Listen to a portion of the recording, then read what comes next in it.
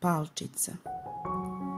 Živela jednom jedna seljanka, dobra i čestita, ali nesrećna. Bila je nerotkinja i nije mogla da rađa decu.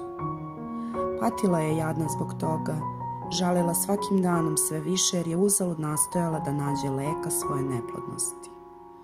Najzad odluči da ode do jedne travarke. Više od svega na svetu volim decu, a ne mogu da rodim. Postoji li među tvojim travama ona koja će mi pomoći? Travarka je pažljivo osmotri, pa odluči da joj pomogne, setivši se da je odavno jedne zimske noći, kada je kao prosjakinja lutala po selima, dobila od nje milostinju i konačište. Evo ti ovo zrno, reče, nalik na ječmovo. Uzmi ga, iako mi je poslednje, iako ga više nikad neću moći da dobavim, jer nije od onih što klijaju i rastu po njivama. Stavi ga u saksiju sa dobrom plodnom zemljom, zalivaj svakoga dana i budi strpljiva. To je čarobno zrno, semenka iz carstva sveća, u njoj je ono što želiš. Hvala ti, bako, obradova se seljanka i pohita kući da što pre poseje neobično seme. Proteklo je neko vreme, seljanka je seme brižljivo zalivala, a onda jednoga dana izniče biljčica. Brzo se razvi i dade krupan pupoljak, sličan božurovom. O, kako je divan, uzviktu seljanka i poljubi njegove ružičaste latice, obuzete iznenadnom i neobjašnjivom materinskom radošću. Istoga trena pupoljak se razvi uz neki neobičan zvuk, kao da nešto prepuče i otvori se prekrasan božuru sličan cvet u čijem je središtu na mnogobrojnim prašnicima sedelo najmajušnije detence koje ikada postojalo. Devojčica, lepa kao upisana i vedra kao prolećno jutro. Da, bila je majušna, manja od palca zaista, pa je presrećna majka dade ime Palčica. Tako je Palčica došla na svet. Istoga dana napravili su joj kolevku od orahove ljuske, dušečić od cveta ljubičice, pokrivač od lužine latice. Tu je Palčica noću spavala, a preko dana se igrala na stolu gde joj majka beše postavila tanjir pun vode sa cvetnim venčićem po obodu, pa je Palčica na tom majušnom jezeru plovila u latici krupne crvene lale, veslajući sa dve bele dlake iz konjske drive. Bio je to zbilja lep prizor, tim lepši što je Palčica pri tome umilno pevala, a imala je ljubak i skladan glas, glasić kakav dotle niko nije čuo. Tako su obe živele srećno, sve dok jedne noći, kad je kroz polupano prozorsko staklo u sobu uskočio nekakav rugoban žabac. Taj neprijatan stvor, krupan i uvek vlažnog tela, radoznao je da sve vidi u onim svojim buljavim očurdama, skočio je čak i na sto, pa tu ugleda Palčicu pod ružinim pokrivačem. Kre, obradova se da progovori svojim hrapavim kreketavim glasom. Kakva krasna devojka za mog sinčića, krek. I žabčina, bez predomišljanja, dočepa orahovu ljusku pa iskoči kroz ono razbijeno okno i odnese Palčicu napolje u baštu. Ta nečisti grdoba od žabljeg sina ličila je u svemu na oca, pa kad ugleda ljubku majušnu devojčicu u orahovoj ljusci, zadovoljno se raskrekreta. Kre, matori žabac se obrecnu. Ne krekreći toliko, probudit ćeš je, pobeći će nam, laka je kao perje labudovo. Odatle neće niku pomoći, namestit ću je na lokvanj. Kre, potom žabčina bućnu u vodu, izabra najveći list lokvanja usred bare, pa na njega stavi orahovu ljusku u kojoj je Palčica i dalje spavala, ne sanjajući šta se događa. Ali kad se probudila sirota majušna Palčica, vide gde se nalazi, pa gorko zaplaka. Svud oko nje prostirala se voda. Čitavo more za nju onako malu, do kopna nikako nije mogla da dođe. Dopliva žabac sa svojim blentavim sinom do lokvanja, na kome se nalazila Palčica i prokreketa. Evo mog sinčića, tvog budućeg muža, upoznaj ga, krek. na dnu bare, spremao sam vam divnu sobu, kre, kre, a sin žabac na to mudro dodade, kre, kre. Zatim zgrabiše kolevku od orahove ljuske, da je smeste u podvodnu sobu i odoše. Palčica ostade na širokom zelenom listu, jecajući pri samoj pomisli na matorog žabca i njegovog ružnog sina. To što se događalo čule su ribe u bari i zaželele su da vide tu malu patuljčicu na listu lokvanja. Čim su je videle, ona im se svidela. Zavoleše svojim ribljim srcima i odlučiše da joj pomognu. Skupiše se ribice oko onog lokvanja i za tili čas izgrickaše njegovu stabljiku, pa list lokvanja zaplovi slobodno, polako doputa do potoka, a tamo ga prihvati struja i veselo ponese niz vodu. Žabci ga više nikada nisu mogli stići. Plovila je tako Palčica, plovila, a svaka ptičica bi razragano crkutala kada je ugleda. Ciju, ciju, pogledajte svi, pogledajte najlepšu i najmajušniju devojčicu na svetu. Lokvanj je brodio sve dalje i dalje, dok je Palčica srećna što je izbegla gadno žablje društvo, uživala u tom neočekivanom ali divnom putovanju. Malo posle oko Palčice poče da kruži jedan leptir, zadivljen njenom lepotom, pa se najzad bešumno spusti na lokvanj i tu ostade. Palčica pomisli, gle, moj čamac može da dobije jedra, i to kakva, pa uze kaiščić, jedan kraj veze za list, a drugi za leptira. Sad je čamac plovio brže i veselije, prosto su leteli. Međutim, iznenada nalete jedan krupan gundelj. Ugledavši Palčicu, silno mu se dopade, pa je obuhvati nogama i munjevito odnese na svoje gnezdo. A zeleni čamac nastavi niz potok sa jadnim privezanim leptirkom, koga sada više niko nije imao da oslobodi. O, kako se Palčica uplašila kada je gundelj odnese u gnezdo. Ali makoliko da se plašila zbog sebe, još više je strahovala za sudbinu leptir, kako me je onako zarobljenom prijetila smrt od gladi. Ali gundelja za to nije bila briga. Posadio je Palčicu na list, nahranio je nektarom iz obližnjih cvetova i oba su o pohvalama njenu lepotu. Ubrzo se i ostali gundelji iz tog drveta okupiše da vide šta se događa. Među njima se našlo nekoliko gundeljki, udavača, koje kad ugledaše Palčicu, prezrivo zatalasaše pipcima. Ih, kakva beda, reče jedna nadmeno, udavača koja nema 6 nogu. Dve izrasline umesto ovako vitkih kao što su moje nožice. To je neverovatno, dodate druga pakosno, ona nema pipke. Mršava i duguljasta, sasvim liči na čoveka. Ružnija ne može biti. Tako su posmešljivo i prezrivo pričale da se onaj momak gundelj zbunio i pokolebao. Sad mu se učinila neskladna i naopaka. Nije više želeo da je zadrži, pa spusti Palčicu na dno stabla i odzuje dalje. Palčica je opet bila slobodna, mada sama sam cijata u ogromnoj šumi. Ubrzo se snašla. Od najtanjih vlati trave napravila je pod jednim čičkom postelju, a kao krov da je štiti od kišnih kapi pronašla široki list. Hranila se nektarom, slatkim sokom iz cvetova, a pila rosu koja se jutrom nalazila po lišću i drveću. Tako joj je prošlo leto. Međutim, došla je jesen i nastupila zima, duga i surova. Većina ptica, čijim se cvrkutu Palčica letos tako radovala, otišla je na jug za suncem, sa drveća je opalo lišće, cveće je odavno uvenulo, a onaj krupan list na njenom posteljom posušio se, iskvrčio, požuteo. Bilo je hladno. Palčici 2 put hladnije u letnjoj haljinici, već pocepanoj.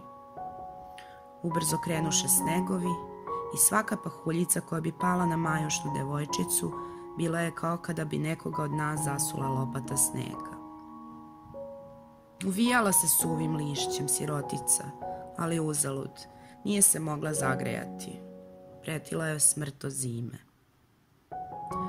Pored šume nalazila se njiva na kojoj je letos uspevala pšenica, pa je sad ostala strnjika, koja je Palčici izgledala kao nedogledan nasad žućkastog bezgranog drveća, mrtva šuma na ledenom tlu.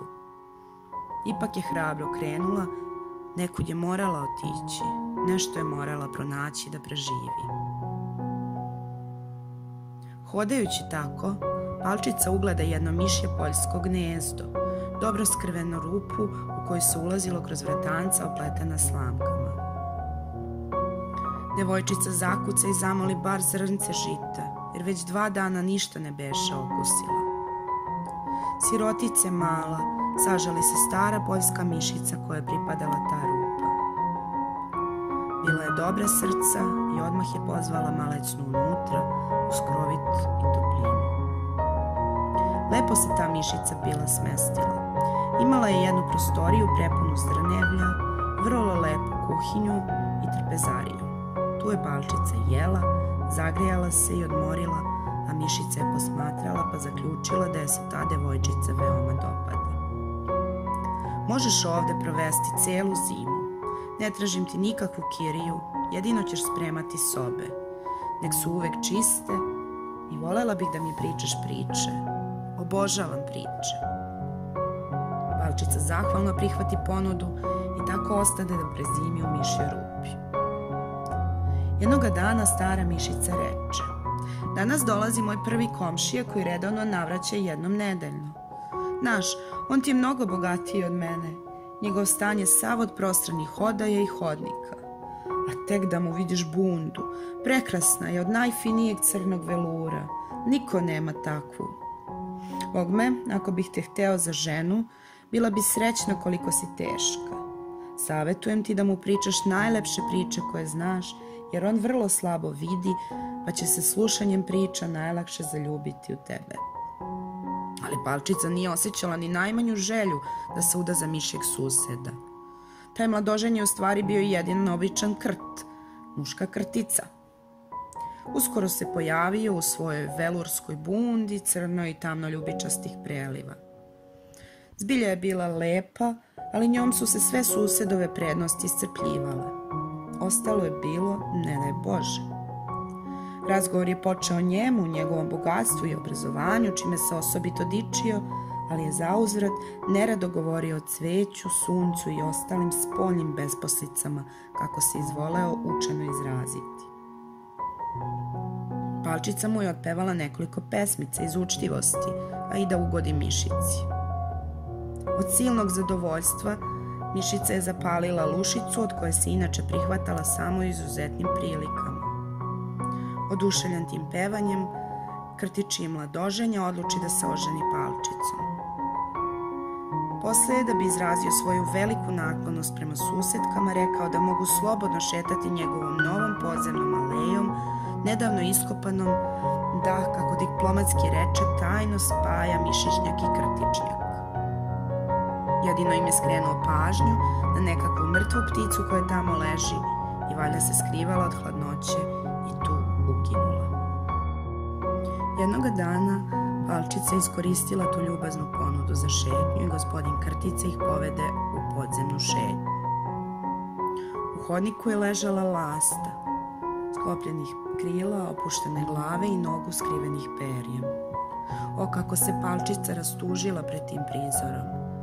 Mnogo je volela ptice, kako i ne bi kad su je celoga leta razvedravale svojom veselom pesmom i radosnim crkutanjem. A gospodin Krtac u crnoj velujskoj bundi munu lastu nogama i podrugnu se. Neće ta više crkutati, da, drage moje, prava je nesreća biti ptica. Bogu hvala, moje deca neće doživeti tako žalosnu sudbinu. Uostalom, šta bi ti pernati praznoglavci i hteli? Od svega znaju samo ono crk, crk, pa nije ni čudo što krepavaju od gladi. To ste mudro kazali, komšija, reče mišica. Njihovo crk, crk ničem ne služi, osim da ih uvali u bedu. Palčica na sve to ne reče ništa, ali kad ono dvoje okrenuše leđa, ona priđe ptici, namesti je da udobnije leži, ispravio je perje i nežno je poljubio sklopljene oči. Možda si mi baš ti letos cvrkutala, mila moja, pomisli. Jadna lastavice, iskazati ne mogu koliko mi te žao. Čitave noći palčica oka nije sklopila. Najzad u neko doba ustade, nakupi travčice, isplete od njih pokrovac i uputi se u hodnik gde je ležala mrtva lasta, pa je pokri. Zatim je sa obe strane njenoga tela ušuškala gužvice vune i paperija koje beše pronašla kod mišice, kao iz bojazni da hladnoća zemlje ne naškodi lastinom beživotnom telu. Zbogom, mila moja, reče tada, od srca ti hvala na cvrkutu kojim si me radostila u one tople letnje dane, dok sam uživala u zelenilu i grejala se na suncu. Zbogom. Izgovorivši to, palčica prisloni glavu na lastine grudi, ali se na jednom trže i skoči. Osetila je jedva čujne otkuce srca. Lasta ne beše mrtva, još je živela. U stvari, ležala je tu umrtvljena od hladnoće, ali sad joj je ono malo toplote povratilo život. To je tako sa lastama. One u jesen odleću u tople krajeve, odlaze od nas, a ako neka zakasni da krene, hladnoća je uhvati i ona naprosto obamre i padne na zemlju kao mrtva, a zatim je sneg zauvek porekrije. Palčica je i dalje bila uplašena. U poređenju s njom, ne većom od palca, lasta je bila džinovska ptica. Šta ako je samo jednom kljucne u glavu? Ali majušna devojčica ipak savlada strah i prionu na posao. Prikupila je još bliže vunu i paperije oko obamrle ptice, donela čak i svoj jastučić, mekan nanin list, pa je stavila na glavu i silno je želela da lasta preživi. Iduće noći ponovo se iskrala i obišla bolesnicu, živu, do duše, ali tako slabošnu da je jedva otvorila oči i za trenutak osmotrila malecno stvorenje pred sobom, osvetljeno samo komadićem svetlucavog polutrlog drveta. Hvala ti, drago dete, jedva izgovori ptica. Dobro si me zagrejala. Uskoro ću prikupiti snagu da poletim. O, jadnice moja, odgovori palčica. Napolju je ledeno, sneg veje, sve je smrznuto. Ostani tu, a ja ću se starati o tebi. Ne brini. Zatim je donese vode i lasta je žudno pila. Došavši sebi, ispričala je palčici zbog čega nije sa svojim jatom odletela u tople predel. U dan pred odlazak povredila je krilo na nekom trnju i sunovratila se. Dalje se više ničega ne seća. Tokom cijele zime, krišom od mišice i gospodina Krtice, palčica je negovala i hranila lastu. Ptica je ojačala i rana je zarasla. A kad je nastupilo proleće i sunce počelo da razgreva zemlju, palčica odgrnu otvor na krtičnjaku i lasta se izvuče napolje. Pre nego što je uzletela, predložila je palčici da je na leđima odnese u šumu, u mlado zelenilo koje je odasvud bujalo. Palčica odbi, znajući da bi njen odlazak ožalostio staru mišicu koja je bila tako dobra prema njoj. Ne mogu, reče tužno. Onda zbogom, milo dete, hvala ti na svemu, cvrkutnu lasta i vinu se u nebu. Suznih očiju gledala je palčica kako odlazi njena jedina prijateljica iz hladnih zimskih dana.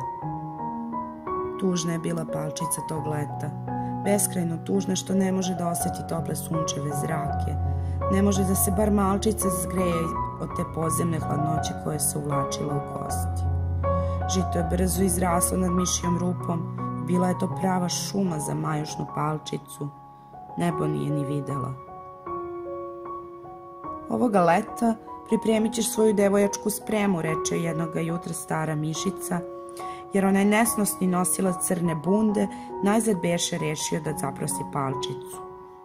Pošto se udaješ za tako otmenu ličnost, draga moja, moraš biti prikladno opremljena rubljem i haljinama.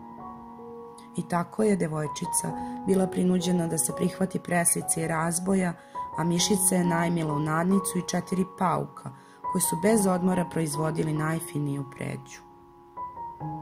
Crni mladoženja dolazio svake večeri i gotovo neprekidno nagvaždao neprijatnostima koje donosi leto, naročito otvrdloj i pregrejanoj zemlji koja je to godišnje doba postaje prosto nesnosna, kako se izrazio. Zbog toga treba da ga shvate, rekao je, što će venčanje biti tek kad prođu ti nepodnošljivi dani. Celoga leta Palčica nije propuštala ni jednu zoru, ni jedan smiraj da ne izađe na vrata mišje rupe i ne posmatra sunce, pokušavajući da sa tog dana kroz kopljasto klasje, kada ga ustalasa vetar, ugleda azurno nebo. Divila se lepoti prirode, misleći na dragu lastavicu koja je sad ko zna gde i koja možda više nikada neće doći. Nastupi jesen i Palčica beše završila sa svojom spremom. Venčanje je kroz 4 nedelje, cijuknu jednoga dana stara mišica, a Palčica se na to rasplaka. Nije htjela da se uda za onu obraženu krtičentinu. To je baš ko ješta, podviknu mišica. Ne budi tvrdoglav, inače ću te svu izgrickati. Umesto da si srećna što te uzima jedan tako divan stvor sa bundom od najfinijeg velura, kakvu ni sam kralj ne nosi, ti se džilitaš. A i s njim ćeš celoga života imati pun podrum i masnu kuhinju. I šta je drugo mogla Jana Palčica nego da oćuti na tu grlu. Najzad dođe svadbeni dan. Gospodin Krtica se pojavi, spreman da odvede Palčicu duboko pod zemlju u svoje najskrovitije mračne odaje, odakle jadnica više nikad neće ugledati ni tračak sunca, jer on ne podnosi svetlost. Poslednji put Palčica izađe iz rupe, uzdiže ručice ka nebu i zajeca. Zbogom su našce divno. Ja sam osuđena da ceo život provedem tamo gde tvoji zraci nikad ne dopiru. Zbogom, zauvek. Sva zanesena, Palčica načini nekoliko koraka dalje od kuće po njivi na kojoj je opet bila samo stranjika.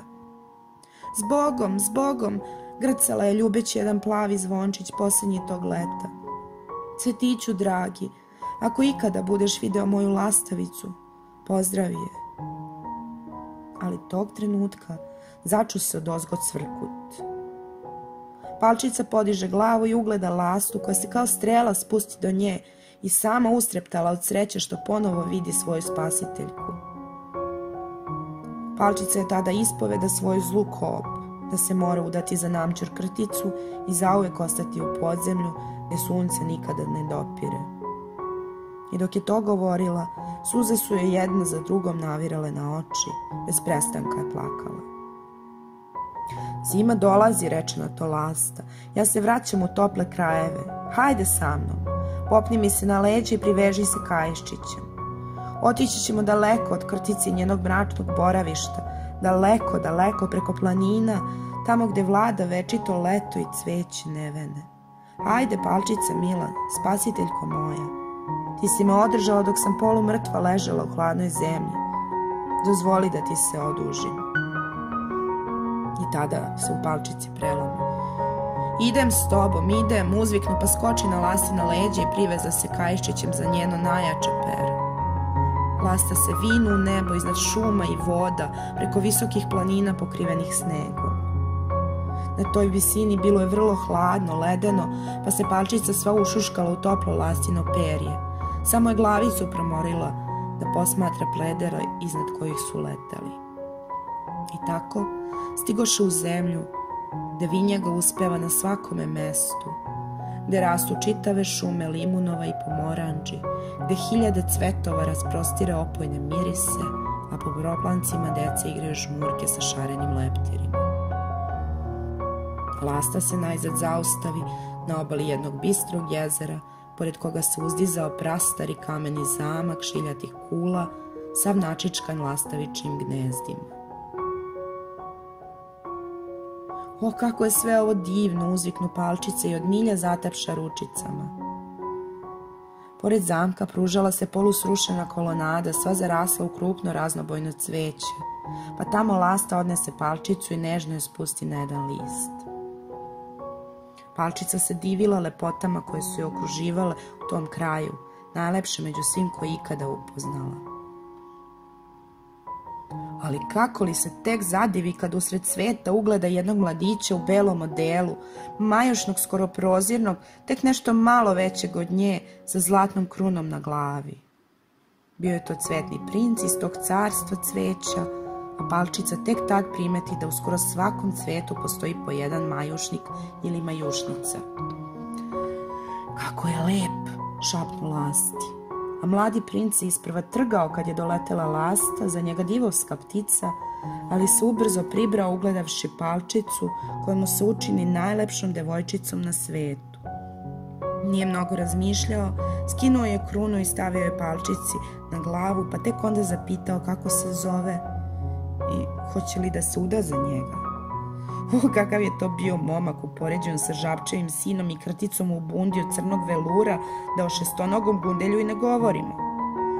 O takvom je Palčica razmišljala u svojim snovima pod zemljom kod stare mišice, pa joj je sad bilo svejedno što je on uz to princ i što će se udojem za njega postati cvetna princeza. Prihvatila je, naravno da je prihvatila, a onda ubrzo iz svih cvetova počeše da dolaze majušni gosti, svaki noseći mladencima po neki poklon. Palčica se najviše obradovala paru dvostrukih krila, providnih i lakih, pomoću kojih je kao leptirak mogla da leti po cveću. A gore u gnezdu lasta je cvrkutala svoju najlepšu pesmu, u dnu duše ipak malo tužna zbog rastanka sa Palčicom. Kada su se gosti izređali s poklonima, cvetni princ reče svojoj nevesti: ime koje su ti dali, ljudi, nije lepo u cvetnom narodu. Nećemo te više zvati Palčica, ti si najlepša cvetna princeza na cvetu. Neka od sada tvoje ime bude Maja. I tako je princeza Maja, negdašnja Palčica, zauvek ostala među svojima. A kad je tamo daleko, u starom kraju, počelo da se rađa proleće, lasta je ponovo krenula na put. Pozdravila je princezu Maju i hitnula se u nebo kao strela. Žurila je svom rodnom domu, gnezdu u kome je ugledala svet. To gnezdo nalazilo se baš pod strehom kuće u kojoj je živeo pisac ovih redova. I javila mu se da mu ispriča kraj ove priče, a on je pažljivo zapisivao sve što je lasta crkutala, pa smo tako i mi doznali šta je sve bilo sa Palčicom, Majom, Žabcem i starom mišicom, Namćor krticom i ostalima.